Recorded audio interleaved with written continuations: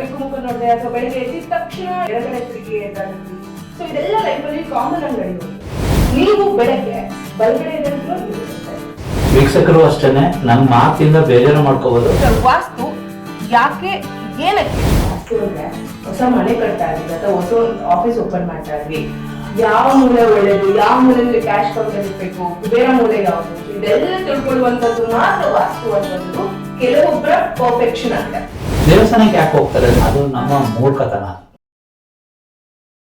ಎಲ್ರಿಗೂ ನಮಸ್ಕಾರ.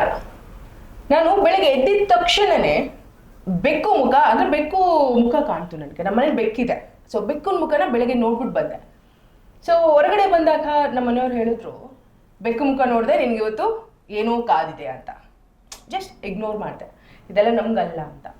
ಸೊ ಮುಂದೆ ಬರುವಾಗ ಏನೋ ಒಂದು ಲೈಕ್ ಇನ್ಸಿಡೆಂಟ್ ಆಯಿತು.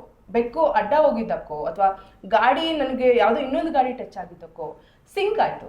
ಸೊ ಇದೆಲ್ಲ ನೋಡಬೇಕಾದ್ರೆ ಅಪಶಕುನ ಅನ್ನುವಂಥದ್ದು ಇದೆಯಾ ಅಥವಾ ಲೈಫಲ್ಲಿ ಸೈಂಟಿಫಿಕ್ ಆಗಿ ಅಂದರೆ ಬಿಹೈಂಡ್ ಸೈನ್ಸ್ ಏನಾದರೂ ನಡೆಯುತ್ತಾ? ಸೊ ಇದನ್ನೇನಕ್ಕೆ ನಾನು ಹೇಳ್ತಾ ಇದ್ದೀನಿ ಅಂತಂದರೆ, ಕೆಲವೊಬ್ಬರು ನಂಬುವಂಥದ್ದು ನಂಬಲಿಕ್ಕೆ ಆಗದೇ ಇರುವಂಥದ್ದು, ಅಂದರೆ ನಂಬಿಕೆ ಆ್ಯಂಡ್ ಅಪನಂಬಿಕೆಗಳ ಮಧ್ಯೆ ಇರುವಂಥದ್ದು ಏನೋ ಸಮಥಿಂಗ್ ಇದೆ. ಅದು ಪಾಸಿಟಿವ್ ಪವರಾ ನೆಗೆಟಿವ್ ಪವರಾ? ಬಿಕಾಸ್ ಏನೇ ಒಂದು ಮಾಡಬೇಕಂದ್ರೂ ಕೂಡ ಕೆಲವೊಂದು ಜನರು ವಾಸ್ತುವನ್ನು ನೋಡ್ತಾರೆ, ಇನ್ನೂ ಕೆಲವೊಬ್ರು ಜ್ಯೋತಿಷ್ಯವನ್ನು ನಂಬ್ತಾರೆ. ಸೊ ವಾಸ್ತುಗೂ ಜ್ಯೋತಿಷ್ಯಗೂ ಡಿಫ್ರೆನ್ಸ್ ಏನು? ಸೊ ಈ ವಿಷಯಗಳನ್ನ ಚರ್ಚೆ ಮಾಡುವಂಥದ್ದು ಬೇರೆನೇ ಇದೆ.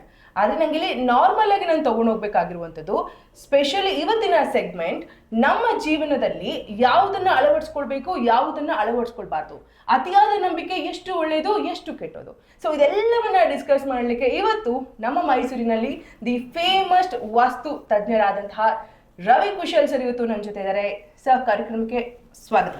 ನಮಸ್ಕಾರ ಸರ್, ಈಗ ನಾನು ಹೇಳ್ತಾ ಇದ್ದೆ, ಜಸ್ಟ್ ಒಂದು ಸ್ಟೋರಿ ಹೇಳಿದ್ದು, ಬೆಳಗ್ಗೆ ಎದ್ದಿದ ತಕ್ಷಣ ಬೆಕ್ಕು ಮುಖ ನೋಡಿದೆ ಅಥವಾ ಬೆಳಗ್ಗೆ ಎದ್ದಿದ ತಕ್ಷಣ ಎಡಗಡೆ ತಿರುಗಿ ಎದ್ದಾಳ್ತೀವಿ. ಸೊ ಇದೆಲ್ಲ ಲೈಫಲ್ಲಿ ಕಾಮನ್ ಆಗಿ ನಡೆಯುವಂಥದ್ದು. ನೀವು ಬೆಳಗ್ಗೆ ಬಲಗಡೆ ಎದ್ದಾಳ್ತಿರೋ ಎಡಗಡೆ ಎದ್ದಾಳ್ತಿರೋ ಸರ್? ಓಕೆ, ಈಗ ಬೆಕ್ಕು ಎದ್ದಂಗೆ ಬೆಕ್ಕು ನೋಡಿದೆ ಅನ್ನೋದು ಥಿಂಕ್ ಮಾಡೋದಿದೆಯಲ್ಲ, ಅದು ನಮ್ಮ ಮೂರ್ಖತನ. ಅದು ಕಾರಣ ಯಾಕೆಂದರೆ ಪ್ರಾಣಿ ಅದ್ರ ಪಾಡಿ ಕೆಲಸ ಮಾಡ್ತಾ ಇರ್ತದೆ. ನಮ್ಮ ಥಾಟ್ಸು ಬೇಡದಿರುವ ಮೈಂಡ್ಸೆಟ್ಟಲ್ಲೇ ಕೆಲಸ ಮಾಡುತ್ತೆ. ಇನ್ನೊಂದು ಹೇಳಿದ್ರಿ ನೀವು, ಈಗ ಬಲಗಡೆಗೆ ಎದ್ದೇಳಬೇಕಾ ಎಡಗಡೆಗೆ ಎದ್ದೇಳಬೇಕಾ ಅಂತ. ಕಾರಣ ಇದು ಬಿಹೈಂಡ್ ದ ಸೈನ್ಸ್ ಏನು ಹೇಳುತ್ತೆ ಅಂತ ಹೇಳಿದ್ರೆ, ನಾವು ಮಲಗಿರುವಾಗ ನಮ್ಮದು blood circulations is a normal ಮೋಡಲ್ಲಿರುತ್ತೆ. ಸೊ ಲೆಫ್ಟ್ ಸೈಡಲ್ಲಿ ಹಾರ್ಟ್ ಇರೋದ್ರಿಂದ ನಾವು ಲೆಫ್ಟ್ ಸೈಡಿಗೆ ತಿರುಗಿ ಎದ್ದೇಳಿದ್ರೆ ಸೊ ಬ್ಲಡ್ ಪ್ರೆಷರ್ ನಮಗೆ ಹಾರ್ಟ್ ಮೇಲೆ ಜಾಸ್ತಿ ಪಂಪಿಂಗ್ಗೆ ಪ್ರೆಷರ್ಗೆ ತೊಂದರೆ ಆಗುತ್ತೆ ಅನ್ನೋ ಉದ್ದೇಶದಿಂದ ಯಾವಾಗಲೂ ಬಲಗಡೆಗೆ ತಿರುಗಿ ಎದ್ದೇಳಬೇಕು. ಇದೇ ಇದು ರೀಸನ್. ಎಸ್, ಗೊತ್ತಾಯ್ತಲ್ಲ ವೀಕ್ಷಕರೇ, ನಾನು ನಿಮ್ಗೆ ಹೇಳಿಕ್ ಬಂದಿರುವಂಥದ್ದು ಇದೆ. ಸೊ ವಾಸ್ತು ಸ್ಪೆಷಲಿಸ್ಟ್ ರವಿ ಸರ್ ಏನಕ್ಕೆ ಮೈಸೂರಿನಲ್ಲಿ ಅಷ್ಟೊಂದು ಫೇಮಸ್ ಅಂತ ನಿಮ್ಗೆಲ್ರಿಗೂ ತಿಳ್ಕೊಳ್ಬೇಕು ಅನ್ನೋದಾದ್ರೆ ಈ ಎಪಿಸೋಡನ್ನ ಮಿಸ್ ಮಾಡದೆ ನೀವು ನೋಡಲೇಬೇಕು.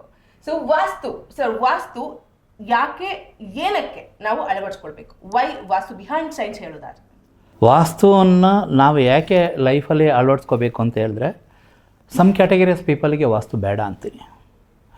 ನಮ್ಮ ಜೀವನದಲ್ಲಿ ನಾವು ನೆಮ್ಮದಿಯಾಗಿರಬೇಕು, ನಾವು ಪೊಟೆನ್ಷಿಯಲ್ ಆಗಿ ಲೈಫಲ್ಲಿ ಮುಂದೆ ಹೋಗಬೇಕು, ನಾನು ದೇಶದ GDPಗೆ ಹೆಲ್ಪ್ ಮಾಡಬೇಕು, ಮತ್ತು ನನ್ನ ಲೈಫಲ್ಲಿ ಪೇಯ್ನ್ ಇದೆ, ಅನ್ಸ್ಟಾಪಬಲ್ ಪೇಯ್ನ್.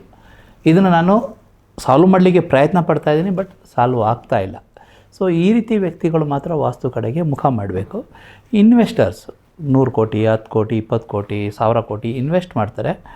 ಆ ಇನ್ವೆಸ್ಟ್ ಮಾಡಿದ ಮನಿ ಸೇಫಾಗಿರಬೇಕು ಅನ್ನೋ ಒಂದು ಉದ್ದೇಶದಿಂದ ಅವರು ಪೆರಿಮೀಟರ್ನ ಲೆಕ್ಕ ಮಾಡ್ಕೊಳ್ಳೋಕ್ಕೋಸ್ಕರ ವಾಸ್ತು ಥ್ರೂನೇ ಅವ್ರು ಹೋಗಬೇಕು ಅಂತ ನಾವು ಅಂತೀವಿ.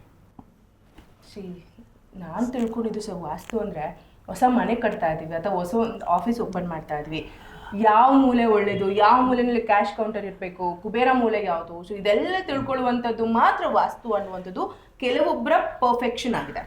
ಇಲ್ಲ, ಆ್ಯಕ್ಚುಲಿ ಏನಂತ ಹೇಳಿದ್ರೆ ಮೇಡಮ್, ವೀಕ್ಷಕರು ಅಷ್ಟೇ ನನ್ನ ಮಾತಿಂದ ಬೇಜಾರು ಮಾಡ್ಕೋಬೋದು. ಬಟ್ ನಾವೇನು ಅಂತ ಹೇಳಿದ್ರೆ, ಮೇಡಮ್ ಏನು ಟ್ರೈ ಮಾಡ್ತಾ ಇದ್ದಾರೆ ಅಂದರೆ ಅಥೆಂಟಿಕೇಷನ್ ಆಫ್ ಡಾಟಾ ಏನಿದೆ, ಸೊ ಅದನ್ನು ಕೊಡಲಿಕ್ಕೆ ಇಷ್ಟಪಡ್ತಾ ಇದ್ದಾರೆ. ನನ್ನ ಕೈಯಿಂದ ಹೇಳಲಿಕ್ಕೆ ನಾನು ಹೇಳಲಿ ಅಂತ ಅವರು ಪ್ರಯತ್ನ ಪಡ್ತಾ ಇದ್ದಾರೆ. ಕಾರಣ ಯಾಕೆ ಅಂತ ಹೇಳಿದ್ರೆ, ಎಲ್ಲ ಕಡೆನೂ ಹಣಕ್ಕೋಸ್ಕರನೇ ಮಾತುಗಳು ನಡೀತಾ ಇರುತ್ತೆ. ಈಗ ಅವರವರ ಥಿಂಕಿಂಗ್ ಕೆಪಾಸಿಟಿಯಿಂದನೇ ಅವರು ಒಳ್ಳೆಯವರು ಇರ್ಬೋದು, ಕೆಟ್ಟದೇ ಇರ್ಬೋದು. ಬಟ್ ವಾಸ್ತು ಆ ರೀತಿ ಕೆಲಸ ಮಾಡಲ್ಲ. ವಾಸ್ತು ನಿಮಗೆ ಯಾಕೆ ಬೇಕು ಅನ್ನೋದಕ್ಕಿಂತ ಮೊದಲು ನೀವು ಯೋಚನೆ ಮಾಡಬೇಕು, ನನ್ನ ಲೈಫಲ್ಲಿ ಏನು ಪ್ರಾಬ್ಲಮ್ ಇದೆ ಅನ್ನೋಂಥದ್ದು. ಒಂದು ಪಾಯಿಂಟು. ಎರಡನೇ ಪಾಯಿಂಟ್ ಏನು ಅಂತ ಹೇಳಿದ್ರೆ, ನನ್ನ ಲೈಫಲ್ಲಿ ದುಡ್ಡು ಎಷ್ಟು ಬೇಕು ಅನ್ನೋದು ಇಂಪಾರ್ಟೆಂಟು. ನನಗೆ ನೀಡಿಗೆ ಬೇಕಾ, ಆಮೇಲೆ ಎಕ್ಸ್ಪೆರಿಮೆಂಟಿಗೆ ಬೇಕಾ, ಎಕ್ಸ್ಪೀರಿಯೆನ್ಸಿಗೆ ಬೇಕಾ ನನಗೆ ದುಡ್ಡು ಅನ್ನೋದ್ರ ಮೇಲೆ. ಸೊ ನೀಡಿಗೆ ಇರುವ ವ್ಯಕ್ತಿ ಏನಿದ್ದಾರೆ, ನನಗೆ ದೈನಂದಿನ ತಿಂಗಳು ಖರ್ಚು ನನಗೆ ಇಷ್ಟು ಸಾಕು ಅಂತ ಹೇಳೋರಿಗೆ ವಾಸ್ತು ಬೇಡ. ಆಮೇಲೆ ಎಕ್ಸ್ಪೀರಿಯೆನ್ಸಿಗೆ ಅಂದರೆ ನನ್ನ ತಿಂಗಳಿಗೆ ಒಂದು 10,000 ರೂಪಾಯಿ ದುಡ್ಡಿದೆ ಸಾಕು, ಓಕೆ. ಆಮೇಲೆ ನನಗೆ ಒಂದು 10,000 ಬಿಟ್ಟು ಒಂದು 15,000 ದುಡ್ಡು ಬೇಕು ಅಂತ ಥಿಂಕ್ ಮಾಡೋ ಒಂದು ವ್ಯಕ್ತಿ ಇರ್ತಾರೆ. 10,000 ರೂಪಾಯಿ ಮನೆ ಖರ್ಚಾಯ್ತು, ಇನ್ನು 5,000 ರೂಪಾಯಿ ನಾನು ವಾಚ್ ತೊಗೊಂಡೆ, ಮೊಬೈಲ್ ತೊಗೊಂಡೆ, ಏನೋ ಒಂದು ಚಪ್ಪಲ್ ತೊಗೊಂಡೆ, ಒಂದು ಟೂರ್ ಹೋದೆ, ಒಂದು ಹಾಸ್ಪಿಟ್ಲಿಗೆ ಖರ್ಚಾಯಿತು. ಸೊ ಅಂಥವ್ರಿಗೂ ವಾಸ್ತು ಬೇಡ ಅಂತೀನಿ, ಬೇಡ. ಇದು ಯಾವ ಕ್ಯಾಟಗರಿ ಆಫ್ ಪೀಪಲ್ಸ್ ಬರ್ತಾರೆ, ಅಪ್ ಟು ಡಾಕ್ಟರ್ಸ್ ಗಂಟ ಬರ್ತಾರೆ, ಅವ್ರ ಗಂಟನೂ ಬೇಡ ಅಂತೀವಿ ನಾವು. ಅಪ್ ಟು ಇವನು ಜಾಬ್ ಹೋಲ್ಡರ್ಸ್ ಆಗಿರ್ಬೋದು, ಡಾಕ್ಟರ್ಸ್ ಆಗಿರ್ಬೋದು, ಎನಿ ಒಂದು ಜಾಬ್ ಹೋಲ್ಡರ್ಸ್, ಇವರಿಗೆಲ್ಲ ಅವಶ್ಯಕತೆ ಇಲ್ಲ. ಯಾಕೆಂತ ಹೇಳಿದ್ರೆ ಡೇ ಟು ಡೇ ಲೈಫದು ಅವ್ರದ್ದು ಅದೇ ಥಾಟ್ಸು, ಅದೇ ಮೆಂಟಾಲಿಟಿ, ಅದೇ ಫಂಕ್ಷನ್ನು, ಅದೇ day to day lifestyle, variable ಇಲ್ಲ ಅವ್ರದ್ದು. ಸೊ ಇವರಿಗೆ ಅದು ಅವಶ್ಯಕತೆ ಇಲ್ಲ ಅಂತ ಹೇಳ್ತೀವಿ. ಯಾಕೆ ಅವರೇನೇ ಸಮಾಜದಲ್ಲಿ ನಾನು ಯಾವ ವಾಸ್ತುನ ನಂಬಲ್ಲ ಅಂತ ಹೇಳ್ಕೊಂಡು ತಿರುಗಾಡ್ತಾ ಇರ್ತಾರೆ. ಕೈ ತುಂಬ ದುಡ್ಡಿದೆ ಅಂತನಾ, ಕೈ ತುಂಬ ಲಿಮಿಟೆಡ್ ರಿಸೋರ್ಸ್ನ ಅವ್ರು ಯೂಸ್ ಮಾಡ್ತಾರೆ, ಲಿಮಿಟೆಡ್ ರಿಸೋರ್ಸನ್ನು. ಅದೇ ಬಿಸ್ನೆಸ್ ಮ್ಯಾನ್ ಆಗಿರಲಿ, ಅವನು ಫಸ್ಟು ಇನ್ವೆಸ್ಟ್ ಮಾಡ್ತಾನೆ, ಅವನು ಬ್ಲೇಡ್ನ ಎಡ್ಜ್ ಮೇಲೆ ನಡೆಯುವಾಗೆ ನಡೀತಾನೆ. ಒಂದು ಫ್ಯಾಮಿಲಿನ ಬ್ಯಾಲೆನ್ಸ್ ಮಾಡಬೇಕು, ಒಂದು ಬಿಸ್ನೆಸ್ನ ಬ್ಯಾಲೆನ್ಸ್ ಮಾಡಬೇಕು. ಈ ಎರಡು ಕಡೆ ಬ್ಯಾಲೆನ್ಸ್, ಎಲ್ಲೋ ಒಂದು ಅಪ್ಪೆ ಹಾಕಿದ್ರೂ ಅವನು ಲಾಸ್ಟಲ್ಲಿ ಲೈಫನ್ನು ಅಪಾಯದಲ್ಲಿ ತೊಗೊಬರ್ತಾನೆ. ಸೊ ಈಗ ಯಾಕೆ ವಾಸ್ತುನ ಅವ್ರು ಯೂಸ್ ಮಾಡ್ತಾರೆ ಅಂತ ಹೇಳಿದ್ರೆ, ನಾರ್ಮಲ್ ಮಗು ಒಂದು 200 ಮೀಟ್ರ್ ಡೈಲಿ ಓಡುತ್ತೆ, ಓಡದೇ ಇರೋ ಮಗುಗೂ ಓಡುವ ಮಗುಗೂ ವ್ಯತ್ಯಾಸ ಇದೆ. ಈಗ ನಾರ್ಮಲ್ ಓಡದೇ ಇರುವ ಮಗು ಏನು ಮಾಡ್ತದೆ, ಒಂದು ರೊಟ್ಟಿ ಇದ್ದರೆ ಸಾಕು ನನಗೆ ಲೈಫಲ್ಲಿ ಅಂತೇಳಿ. ಈಗ 200 ಮೀಟ್ರ್ ಡೈಲಿ ಪ್ರಾಕ್ಟೀಸ್ ಮಾಡುವಂಥದ್ದು, ಮೆಡಲ್ಗೆ ಪ್ರಾಕ್ಟೀಸ್ ಮಾಡುವಂಥ ಒಂದು ಮಗು, ಅದು ಎನರ್ಜಿ ಜಾಸ್ತಿ ಕೇಳುತ್ತೆ ಬಾಡಿ. ಒಂದು 2 ರೊಟ್ಟಿ 3 ರೊಟ್ಟಿ ಬೇಕು ಅಮ್ಮ ಅಂತ ಹೇಳುತ್ತೆ. ಸೊ ವಾಸ್ತು ಆವಾಗ ಕೆಲಸಕ್ಕೆ ಬರುತ್ತೆ. ಸೊ ಈಗ ಇನ್ವೆಸ್ಟ್ ಬಗ್ಗೆ ಅಥವಾ ಬಿಸ್ನೆಸ್ ಪರ್ಸನ್ ಬಗ್ಗೆ ಮಾತಾಡಿದಾಗ ಒಂದು ಥಾಟ್ ಹೊಳಿತು ಸರ್. ಸೊ ಯಾವುದೇ ಬಿಸ್ನೆಸ್ಸನ್ನು ಶುರು ಮಾಡಬೇಕು ಅಂದ್ರೂ ಕೂಡ ಪರ್ಫೆಕ್ಷನ್ ಬೇಕೇ ಬೇಕು. ಹೌದು. ಸೊ ಇಲ್ಲಿ ನಮ್ಮ ಜನಗಳು ದೇವಸ್ಥಾನಕ್ಕೆ ಹೋಗಿ ಫಲ ಬೇಕು ಅಂತ ಹೇಳ್ತಾರೆ. ಹೌದು. ಬಿಸ್ನೆಸ್ ಸೆಕ್ಟರಲ್ಲಿ ಬಂದು ಕೆಲಸ ಆಗ್ತಾ ಇಲ್ಲ ಅಂತಾರೆ. ಇದು ಹೇಗೆ ಲಿಂಕ್ ಆಗುತ್ತೆ ಸರ್?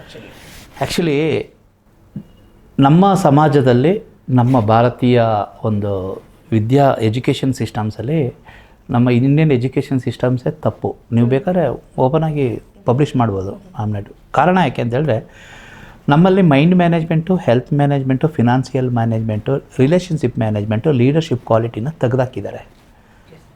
ಸೊ ನೀವು ಏನಕ್ಕೆ ಓದ್ತಾ ಇದ್ದೀರಾ, ಓದಿದರೆ ನೀವು ಕೆಲಸಕ್ಕೆ ಹೋಗಿ ಅಂತ ಅಷ್ಟೇ. ಎಲ್ಲರ ಮನೇಲಿ ಇದೇ ಥಾಟ್ಸ್, ನೀನು ಚೆನ್ನಾಗಿ ಓದು ನಿನಗೆ ಕೆಲಸ ಸಿಗುತ್ತೆ ಅಂತ. ಬಟ್ ನೀನು ಆಂಟ್ರಪ್ರೆನರ್ ಆಗುವಂತ ಎಲ್ಲಿ ಹೇಳ್ತಾ ಇದ್ದಾರೆ? ಯಾರು ಹೇಳ್ತಾ ಇಲ್ಲ ಮೇಡಮ್. ಕಾರಣ ಯಾಕೆ ಅಂತಂದರೆ, ಅದೇ A for apple, B for ball, A for action, B for brevity, C for characteristics. ಇದ್ರ ಬಗ್ಗೆ ಯಾರು ಮಾತಾಡಲ್ವೇ? ದೇವಸ್ಥಾನಕ್ಕೆ ಯಾಕೆ ಹೋಗ್ತಾರೆ? ಅಲ್ಲಿ ಎನರ್ಜಿ ಬ್ಯಾಲೆನ್ಸ್ ಇರುತ್ತೆ. 5 ಎಲಿಮೆಂಟ್ ಥಿಯರಿ. ಇನ್ನು ನಿಮಗೆ ಇಷ್ಟ ಆಯಿತು ಅಂತ ಹೇಳಿದ್ರೆ, ವೀಕ್ಷಕರ ಕೋರಿಕೆಯ ಮೇರೆಗೆ ಇನ್ನೂ ಏನಾದರೂ ಹೆಚ್ಚು ಮಾಹಿತಿಗಳು ಬೇಕು ಅಂತ ಹೇಳಿದ್ರೆ, ಸೊ ದೇವಸ್ಥಾನಕ್ಕೆ ಯಾವ ಅಡಾಪ್ಟಬಿಲಿಟಿ ವಾಸ್ತು ಕೆಲಸ ಮಾಡುತ್ತೆ, ಅಂತ ಹೇಗೆ ಕೆಲಸ ಮಾಡುತ್ತೆ ಅನ್ನೋದು ನಾವು ವಿವರಣೆ ಕೊಡ್ಬೋದು. ದೇವಸ್ಥಾನಕ್ಕೆ ಯಾಕೆ ಹೋಗ್ತಾರೆ ಅಂದರೆ, 5 ಎಲಿಮೆಂಟ್ ಥಿಯರಿ ಇರುತ್ತೆ, ಅಲ್ಲಿ ಎನರ್ಜೈಸ್ ಮಾಡಿರ್ತಾರೆ. ಸೊ ನೀವು ಹೋದಾಗ ನಮ್ಮದೆಲ್ಲ ಬಾಡೀಸು ಚಕ್ರಾಸ್ ಹೀಲಿಂಗ್ ಆಗುತ್ತೆ, ಸೊ ರೀಅಲೈನ್ಮೆಂಟ್ ಆಗುತ್ತೆ. ಅದಕ್ಕೋಸ್ಕರ ನಾವು ದೇವಸ್ಥಾನಕ್ಕೆ ಹೋಗ್ತೀವಿ. ಅದೊಂದೇ ರೀಸನ್ಗೋಸ್ಕರ. ಎಸ್ ಅಲ್ಲ, ದೇವ್ರನ್ನ ಹೋಗಿ ಬೇಡಿ, ಆ ಹರಕೆ ಈ ಹರಕೆ, ಜನಗಳು ಸರಿ ಹುಚ್ಚು ಕಟ್ಟಿ ದೇವ್ರನ್ನ ನಂಬಿದ್ದಾರೆ. ಬಿಕಾಸ್ ದೇವ್ರನ್ನ ನಂಬೋದು, ದೇವ್ರು ಅನ್ನೋ ಸ್ಟ್ರಕ್ಚರ್ ಏನಿದೆ ಅದನ್ನ ನಂಬಿದ್ರೆ ಮಾತ್ರ ನಮ್ಮ ಕೆಲಸಗಳಾಗುತ್ತೆ, ಪರಿಪೂರ್ಣ ಆಗುತ್ತೆ. ಅರ್ಚಕರು ಹೇಳೋ ಹೋಮ ಹವನಗಳನ್ನು ಮಾಡಿದ್ರೆ ಕಂಪ್ಲೀಟ್ಲಿ ಪರಿಪೂರ್ಣ ಆಗುತ್ತೆ, ನಮ್ಮೆಲ್ಲಾ ಶಾಪಗಳು ದೋಷಗಳು ಪರಿಹಾರ ಆಗುತ್ತೆ. ಈ ಮೆಂಟಾಲಿಟಿ ನಮ್ಮ ಸ್ಪೆಷಲಿ ಮಿಡಲ್ ಕ್ಲಾಸ್ ಆವ್ರೇಜ್ ಅಲ್ಲಿ ಇದೆ.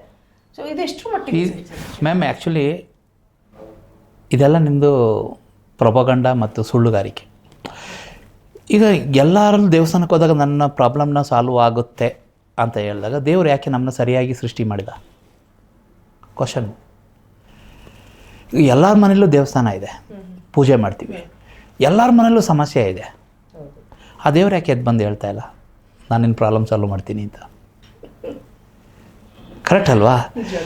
ಮೊದಲು 120 ವರ್ಷಕ್ಕೆ ನನಗೆ ಎಲ್ಲನೂ ಕೊಟ್ಟು ಕಳಿಸಿದ್ದಾನೆ, ನೀನು ಹೋಗು ಚೆನ್ನಾಗಿರು ಅಂತ. ಬಟ್ ನನ್ನ ಮೈಂಡ್ ಸೆಟ್ ಸರಿ ಇಲ್ಲ. ನನ್ನ ಮೈಂಡ್ ಸೆಟ್ ಸರಿ ಮಾಡ್ಕೊಳ್ಳೋದೇ ಇದ್ದರೆ ನಿಮ್ಮ ಮುಂದೆ 1 ಕೋಟಿ ದುಡ್ಡು ಇಟ್ಟರು ನೀವು ಪ್ರಯೋಜನ ಬರೋಲ್ಲ ಮೇಡಮ್. ಅದನ್ನ ಹೇಗೆ ಯೂಸ್ ಮಾಡೋದು ಅನ್ನೋದೇ ಗೊತ್ತಿಲ್ವೇ? ಸಂಬಂಧಗಳ ಜೊತೆ ಹೇಗೆ ಮಾತಾಡಬೇಕು ಅನ್ನೋದೇ ಗೊತ್ತಿರೋಕ್ಕಿಲ್ಲ. ಕಮ್ಯುನಿಕೇಷನ್ಸ್. ಆ್ಯಕ್ಷನ್ ಎಲ್ಲಿ ತೊಗೋಬೇಕು ಇದನ್ನೇ ಗೊತ್ತಾಗಲ್ಲ. ದೇವಸ್ಥಾನಕ್ಕೆ ಹೋಗೋದು ತಪ್ಪಲ್ಲ, ಬಟ್ ಕೇಳೋದು ತಪ್ಪು. ಕೇಳಬೇಕಾಗಿರೋದು 1 hour ಪರ್ ಡೇ ಕೂತ್ಕೊಂಡು ನನ್ನನ್ನು ನಾನು ಮಾತ್ರ. ಓಕೆ, ಸೊ ನಮಗೆ ನಾವೇ ದೇವರು ಅಂದ್ಕೊಳ್ಬೇಕು. ಅಂದರೆ ಒಂದು ಆ ಪಾಸಿಟಿವ್ ಎನರ್ಜಿನ ನಾವೇ ತೊಗೊಂಡು ನಾನು ಏನು ಮಾಡಬಲ್ಲೆ ಅನ್ನುವಂಥದ್ದನ್ನು ನಾವೇ ಥಿಂಕ್ ಮಾಡುವಂಥದ್ದು.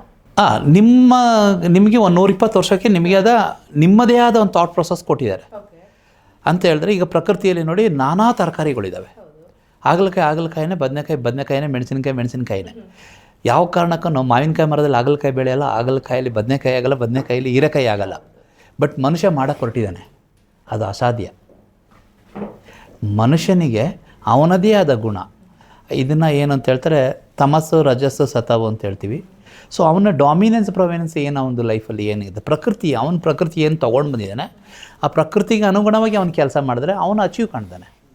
ಕೇಳಿದ್ರಲ್ಲ ವೀಕ್ಷಕರೇ, ದೇವಸ್ಥಾನಕ್ಕೆ ಏನಕ್ಕೆ ಹೋಗ್ಬೇಕು, ಬಿಹೈಂಡ್ ಸೈನ್ಸ್ ವಾಸ್ತು ಅಂದರೆ ಏನು. ಸೊ ಈ ಎಪಿಸೋಡ್ನಲ್ಲಿ ಇದಿಷ್ಟು ಕಂಪ್ಲೀಟ್ ಡೀಟೇಲ್ಸನ್ನು ನಾನು ನಿಮಗೆ ಕೊಟ್ಟಿದ್ದೀನಿ.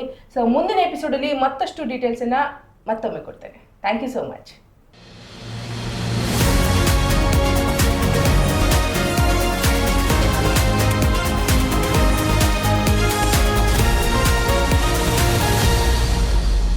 ಫಸ್ಟ್ ವೇವ್ ನ್ಯೂಸ್, ನಿಮ್ಮ ದಾರಿ ನಮ್ಮ ಜವಾಬ್ದಾರಿ.